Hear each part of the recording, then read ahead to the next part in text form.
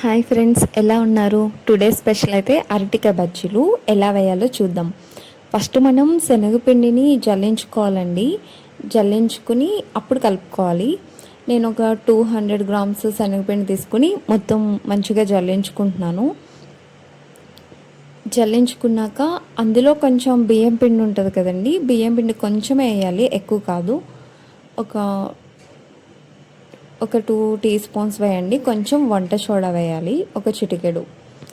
అందులో ఇంకా ఉప్పు, కారం కూడా వేసి మంచిగా కలుపుకోవాలండి. మెత్తగా కలపాలి. మీకు సరిపడినంత ఉప్పు వేసుకోండి, కారం కూడా కొంచెం. కొంతమంది అల్లం వెల్లుల్లి పేస్ట్ అవి వేస్తారు, నేను అవేం వేయట్లేదండి. నార్మల్గానే కారం, ఉప్పు వేసి చేస్తున్నాను.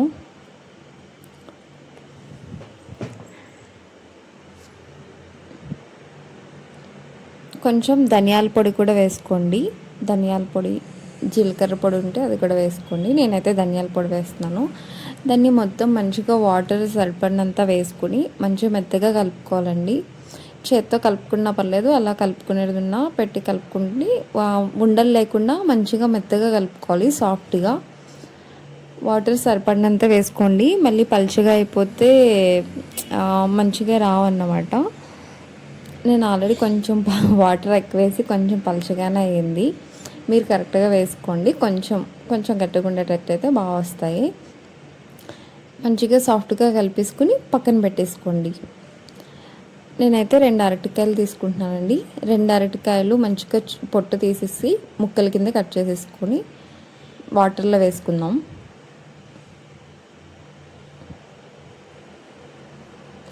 మీరు మీ స్టైల్లో అందరూ అరటికాయ బజ్జీలు ఇలానే వేస్తారు. మీరు ఎలా వేస్తారో నాకు కామెంట్ చేయండి.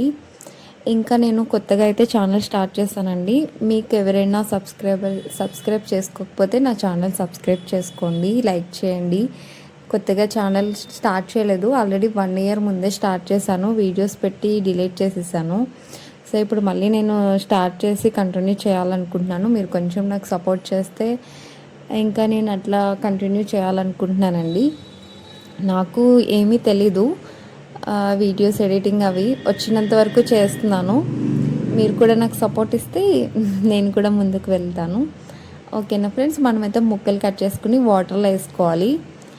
లేకపోతే కొంచెం ఇలా బంకగా అంటుకున్నట్టు అనిపిస్తాయి. వాటర్లో వేసి నేనైతే కడుక్కుంటానండి. పొటాటోస్ కానీ ఇవి కూడా ఒక 2-3 టైమ్స్ వాష్ చేసేస్తాను కడిగాక. మంచిగా కడిగేసుకుని ఇప్పుడు బాండీ పెట్టుకుని ఆయిల్ వేసుకుందాం. ఆయిల్ హీట్ ఎక్కాలండి. లోపల వాటర్లో వేసినవి తీసి పక్కన పెట్టుకోండి. హీట్ అయిన ఆయిల్ని మనకి పిండిలో వేసి కలుపుకోవాలండి. మంచిగా కలుపుకుంటే సాఫ్ట్గా వస్తాయి. ఇప్పుడు తీసుకుని మనం ఆయిల్లో వేసేసుకోవడమే. ఆయిల్లో వేసుకొని మంచిగా ఫ్రై అయ్యాక తీసుకోవాలండి.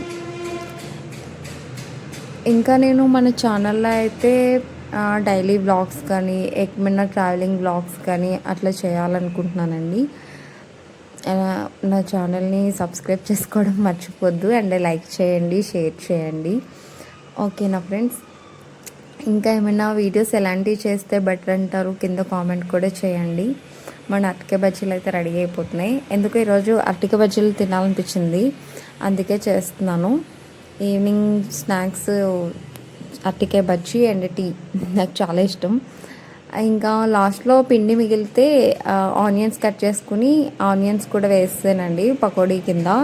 పిండి ఎందుకు వేస్ట్ చేయడం అని చెప్పేసి అవి కూడా బాగానే వచ్చాయి. ఓన్లీ ఆనియన్స్ ఒకటే వేసాను.